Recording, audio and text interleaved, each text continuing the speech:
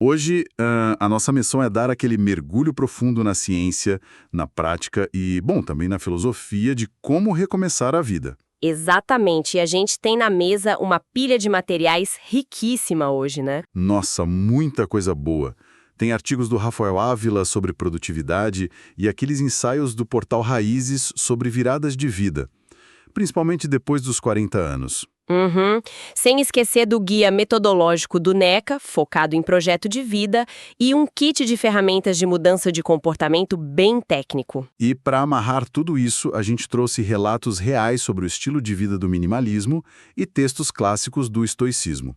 O nosso objetivo hoje é descobrir como apertar o botão de reset da própria trajetória. Mas sem destruir a máquina no meio do processo, digamos assim. Isso, exato. E olha, para começar, vale a pena a gente pensar numa cena que é super cotidiana. Sabe quando um aplicativo trava completamente na tela do celular? Aquela hora que a imagem congela e nenhum botão responde mais. Pois é. E o que a gente faz? Nós não pensamos duas vezes. Simplesmente seguramos o botão de energia, forçamos a reinicialização e pronto, deixamos o sistema voltar ao normal. É um reflexo totalmente automático. Sem dúvida. É uma solução muito limpa, imediata, é aceita universalmente como a atitude mais lógica a se tomar diante de um travamento, né? O problema está ali, visível na tela, então a solução é o reinício do sistema. Uhum. Só que a grande questão surge quando a gente tenta aplicar essa mesma lógica ao comportamento humano. Sim, porque quando nós olhamos para a paisagem da vida adulta, a lógica muda completamente. Nós vemos pessoas encarando uma carreira de 15 anos que já não faz o menor sentido. Ou uma rotina que suga absolutamente toda a energia vital. Exato. Ou ainda uma relação que estagnou de vez. E de repente passar por esse mesmo processo de reinicialização se torna a coisa mais aterrorizante do mundo. O ser humano é capaz de ficar só encarando a tela congelada da própria vida. Às vezes por décadas inteiras. Sim, com um pavor indescritível de apertar esse bendito botão. E isso ocorre por causa de um fenômeno que a gente pode chamar de inércia psicológica profunda. O cérebro humano, ele é programado evolutivamente para economizar energia e prever ameaças. Entendi. Então o conhecido é mais seguro. Exatamente. O desconforto familiar, por pior que seja, ainda é previsível. Já o vazio do recomeço é um território que não está mapeado. As nossas fontes de hoje mostram muito isso. Que o sofrimento prolongado por medo da mudança é, na verdade, uma escolha. Isso. Mas é uma escolha baseada em falhas de percepção, sabe? As ferramentas para desenhar um novo cenário estão totalmente disponíveis. Só que elas exigem que a mecânica por trás das nossas próprias resistências seja compreendida a fundo. E é bem aí que entra aquele conceito genial que o Rafael Ávila traz nos artigos dele sobre produtividade. Ele toma emprestado esse termo do mundo dos computadores e dos videogames, o famoso botão reset. É uma ótima analogia. Ele faz uma dissecação muito interessante da palavra em si, né? O prefixo re, que indica fazer de novo, e set, que significa definir, configurar, ou seja, redefinir. E o portal Raízes aborda isso de uma forma muito crua quando fala sobre a coragem de começar do zero, principalmente depois dos 40 anos de idade. Eles falam muito sobre esse salto no vazio, né? Sim, e da urgência absoluta de quebrar crenças limitantes. Aqueles sussurros mentais constantes que ficam dizendo que já passou do tempo ou que a pessoa vai ser um fracasso, com certeza. Ou aquela ideia de que quem sempre teve companhia não vai dar conta de caminhar sozinho, né? Exato. Essa quebra de crenças é um marco zero absoluto de qualquer transformação. Eu acho que o portal Raízes acerta de forma cirúrgica ao pontuar que a idade é, na esmagadora maioria das vezes, usada apenas como um escudo. Um escudo confortável para justificar paralisia. Isso, a ideia de que já é tarde demais é uma clássica falácia de custo irrecuperável. A pessoa pensa no tempo e na energia que já investiu naquela carreira ou naquela vida e sente que mudar agora seria jogar tudo isso no lixo. Nossa, sim.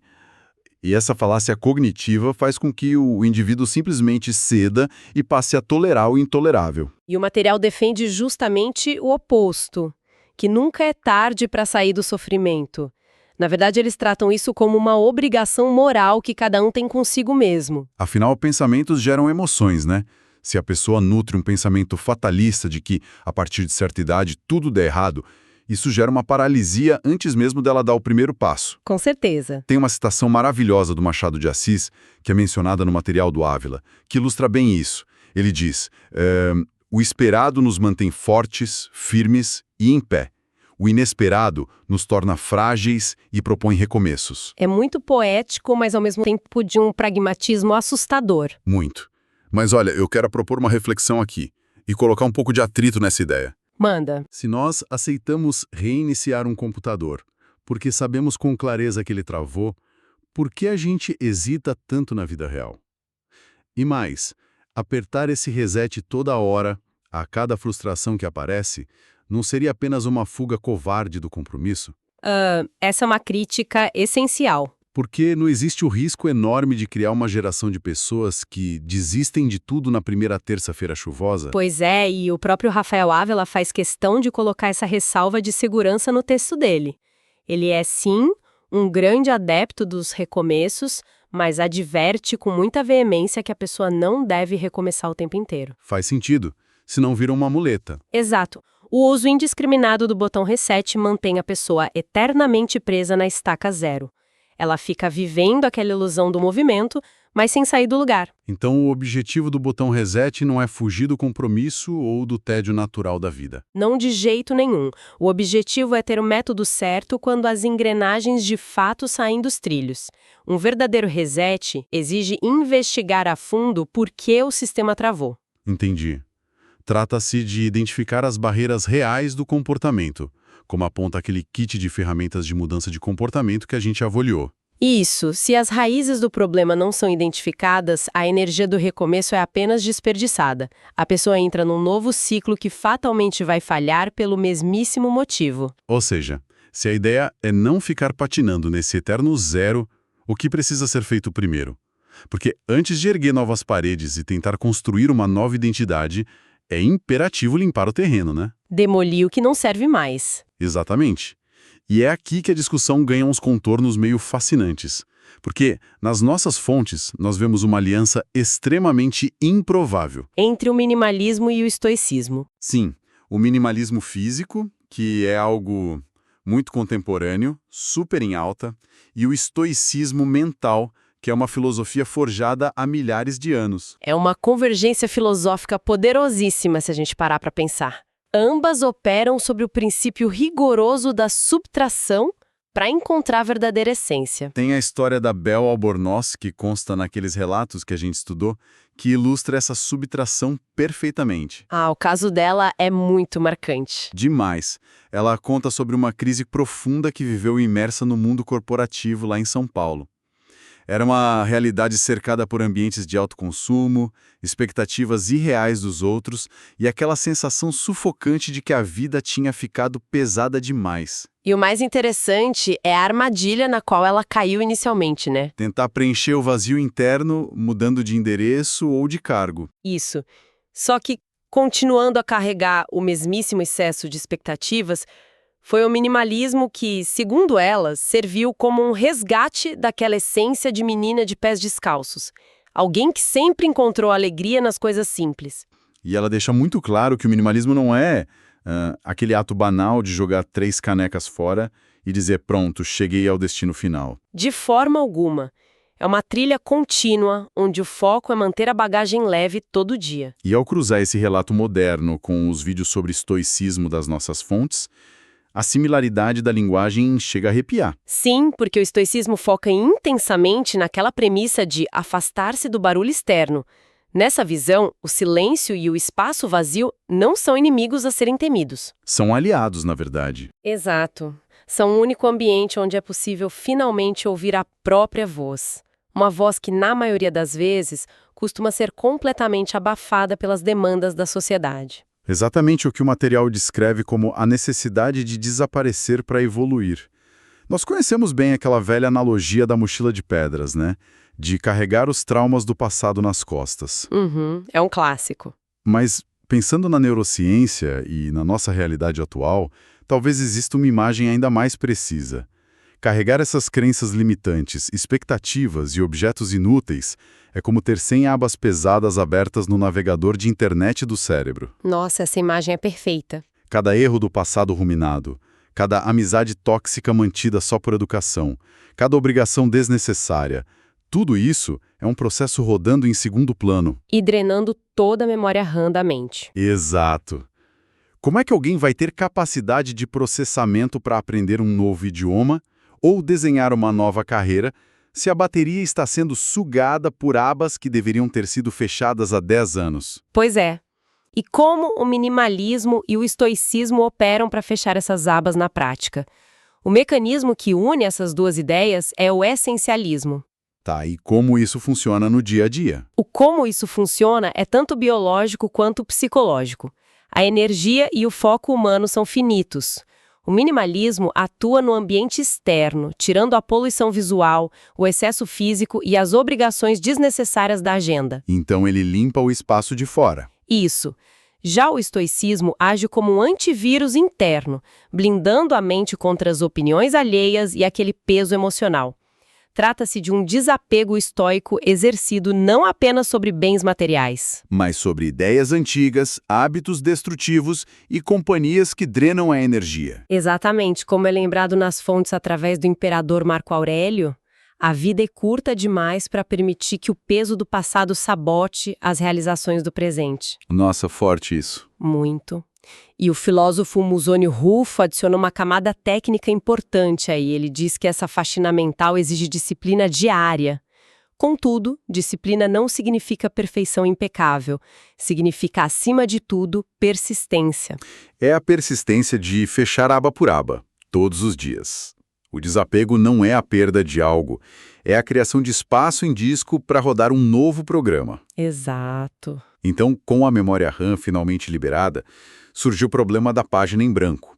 A vontade de mudança existe, o terreno está limpo, mas como desenhar o novo? Como transformar a vontade abstrata num plano que sobreviva à realidade, né? Isso. E aqui, as nossas fontes oferecem um material que é incrivelmente palpável.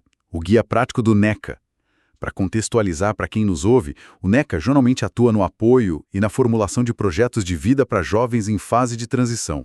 Só que a metodologia que eles desenvolveram é tão robusta e universal que serve como uma luva para adultos buscando um recomeço estruturado. Eles dividem a arquitetura do novo em 3 passos fundamentais. E o rigor metodológico desse guia é justamente o que diferencia um mero devaneio de um projeto factível. O primeiro passo é uma auditoria feroz da realidade, muito focada no autoconhecimento. Uma auditoria, gostei do termo. Sim, porque o guia propõe testes e avaliações que forçam um olhar muito sincero no espelho. É preciso mapear os pontos fortes, os pontos fracos e, claro, as atitudes cotidianas. Como, por exemplo, como está o cuidado com a saúde física, né? E a qualidade real do tempo que a gente dedica à família. E o uso do tempo livre? Exato. Afinal, não é possível traçar uma rota num GPS se as coordenadas de partida não estiverem absolutamente claras na tela. Faz todo sentido. E o passo 2 é a definição da chamada visão de futuro. O Portal Raízes cruza perfeitamente com o NECAC, porque eles propõem um exercício de visualização que é fascinante. E qual é a pegada desse exercício? A orientação não é fechar os olhos e imaginar uma felicidade ideal e inatingível, parecendo aqueles comerciais de televisão de todo mundo sorrir o tempo todo. Ah, graças a Deus, porque isso só gera ansiedade. Pois é, a instrução é projetar o cenário daqui a 2 anos com um único foco primário: estar tranquilo, satisfeito e em paz interior. É buscar o equilíbrio do sistema. Se o cenário atual não entrega essa paz, então o motivo central da mudança já está mais do que justificado. Perfeito. E tudo isso culmina no passo 3 do Guia do NECA, que é a tomada de decisões e o plano de ação. A hora de colocar a mão na massa. Exato. É o momento de colocar a caneta no papel e escrever o como irei fazer, atrelado a um prazo que seja inegociável, e isso para cada pilar da vida. Saúde, desenvolvimento profissional, vida em comunidade. E é exatamente nesta etapa de planejamento que o kit de ferramentas de mudança de comportamento entra como um bisturi. Sim, porque ele orienta a seleção de comportamentos-alvo extremamente precisos. O grande erro comum das pessoas é estabelecer metas genéricas, tipo, quero ser mais saudável, ou a partir de hoje quero ler mais. A neurociência mostra que objetivos vagos disparam os alarmes da amígdala cerebral, né? O cérebro entra em pânico diante de mudanças que são imensas e indefinidas. Isso mesmo. Ele interpreta essas mudanças como ameaças diretas à sobrevivência. Mas, quando a meta é traduzida para um comportamento-alvo cirúrgico, como caminhar 10 minutos após o almoço, a resistência mental despenca. Certo, mas pausa rápida aqui porque me parece que a gente esbarrou numa contradição enorme agora. Qual? Há pouco a gente falava com maior entusiasmo sobre a liberdade de soltar o peso, abraçar o minimalismo, deixar a vida fluir com mais leveza, resgatar a tal menina de pés descalços. E no minuto seguinte nós estamos recomendando a criação de planilhas de ação super rigorosas com prazos, comportamentos-alvo mapeados e auditorias. Criar toda essa estrutura rígida não é a receita perfeita para assassinar essa liberdade recém-descoberta? Entendo o seu ponto. Porque, nós não estaríamos apenas trocando a prisão do mundo corporativo por uma prisão de planilhas de Excel feitas em casa. Olha, essa provocação vai direto ao ponto nevrálgico do desenvolvimento humano. O que parece uma contradição é, na verdade, o que chamamos de paradoxo da disciplina. É justamente a clareza cristalina do planejamento que gera a única liberdade verdadeira. Como assim? A ansiedade crônica e a sensação de estagnação raramente vêm do excesso de organização. Elas vêm do caos, vêm da incerteza de não saber qual é o próximo passo ou daquela angústia de sentir que a vida está só em modo de sobrevivência automático. Ah, faz sentido. O modo de apagar incêndios todo dia. Exato. O Guia do NECA demonstra que ter um plano de ação não é sobre engessar a rotina ou criar um ambiente de autopunição. É sobre alinhar os desejos do futuro com as ações do presente. Entendi. Quando existe clareza no como e no quando, a mente relaxa. A estrutura externa absorve a ansiedade das decisões miúdas do dia a dia, deixando a energia mental totalmente livre para a criatividade e para focar no momento presente. Nossa, essa explicação muda tudo.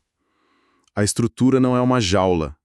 É o esqueleto que permite ao corpo se manter em pé e dançar. O que nos conduz para a fase mais crítica de todo esse nosso mergulho. A manutenção da jornada. Exato.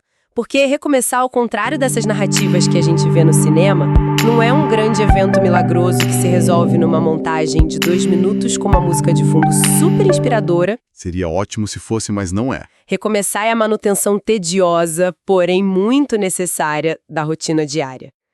Como é que a pessoa evita a desistência quando esse plano de ação recém-criado tromba de frente com a realidade exaustiva de uma quinta-feira à noite? Aquela quinta-feira que falta energia até para esquentar o jantar. Pois é. É nesse momento de colisão com a realidade que a síntese de todas as nossas fontes se mostra vital. O Rafael Ávila, ele detalha 5 passos táticos que funcionam como um verdadeiro protocolo de emergência para quando a recaída aos velhos hábitos acontece. E qual seria o primeiro passo? O primeiro passo é o reconhecimento frio da situação, sem dramas. O segundo exige recarregar as energias intencionalmente, mas com um detalhe crucial: é preciso banir a espiral de negatividade mental. Não ficar se martirizando, né? Isso. Já o terceiro passo ataca um condicionamento social fortíssimo. A instrução é definir uma nova data imediata para retomar o plano. Tem que compreender que não é obrigatório esperar a próxima segunda-feira ou a virada do ano para corrigir o curso. Uma quinta-feira à noite é um momento perfeitamente válido para voltar aos trilhos. Perfeito.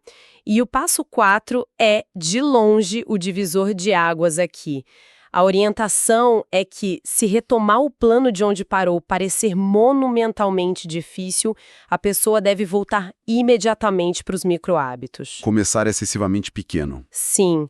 E a neurociência por trás dos micro-hábitos e também da recomendação do passo 5, que é celebrar vitórias minúsculas, é simplesmente brilhante.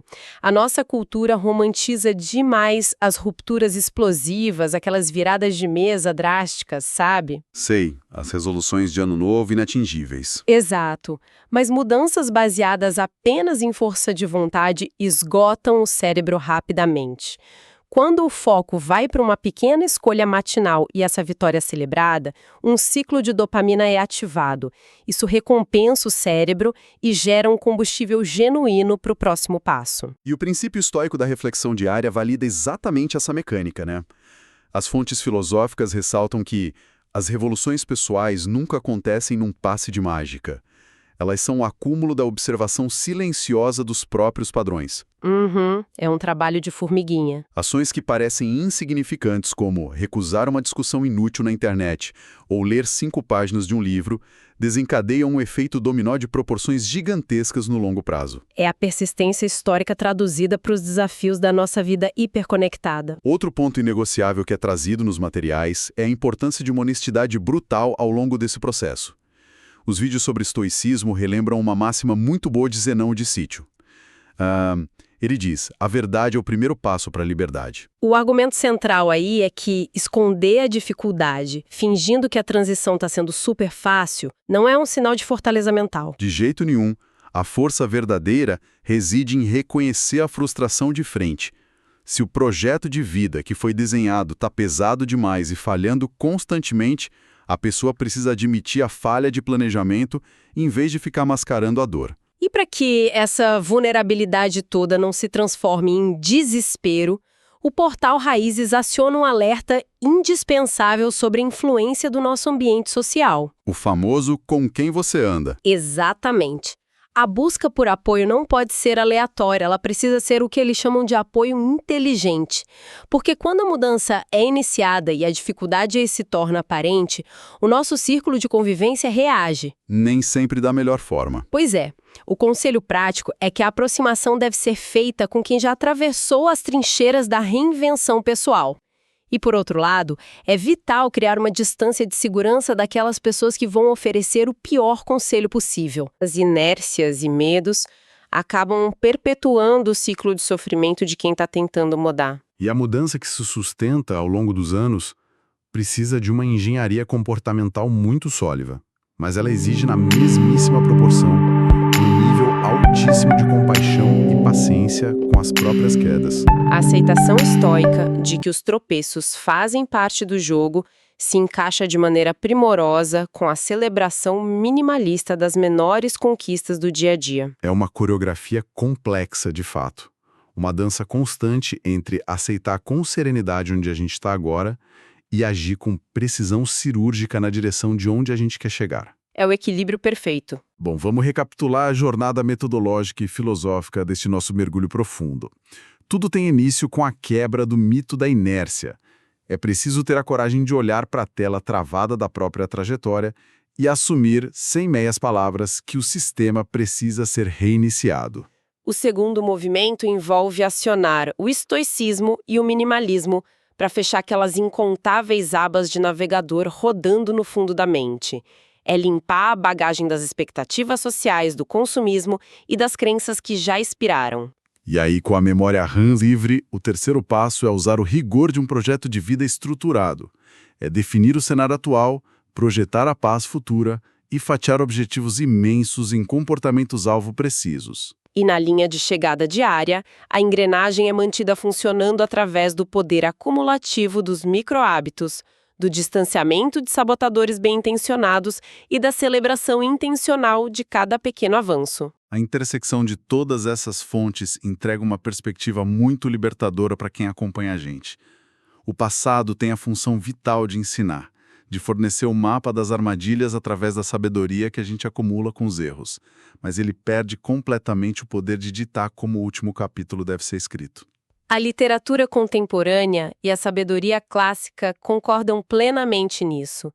Nunca existe um tarde demais para abandonar a dor opcional.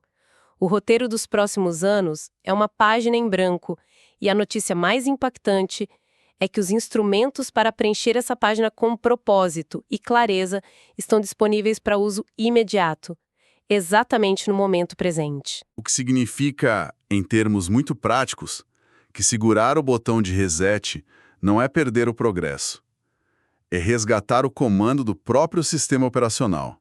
E, olha, para encerrarmos a nossa imersão nas fontes de hoje, eu deixo aqui uma reflexão que expande as nossas discussões para a vida prática de cada dia. Vamos lá. Se cada microhábito adotado na rotina, se cada objeto mantido dentro de casa, e se cada amizade cultivada no círculo íntimo funcionam na realidade, como um pequeno e silencioso voto para a identidade que está sendo forjada a longo prazo, ao fazer uma auditoria honesta do cenário atual, exatamente hoje, quem é a pessoa que está sendo eleita para viver o futuro? Fica a provocação. Um excelente recomeço a todos e até a próxima análise.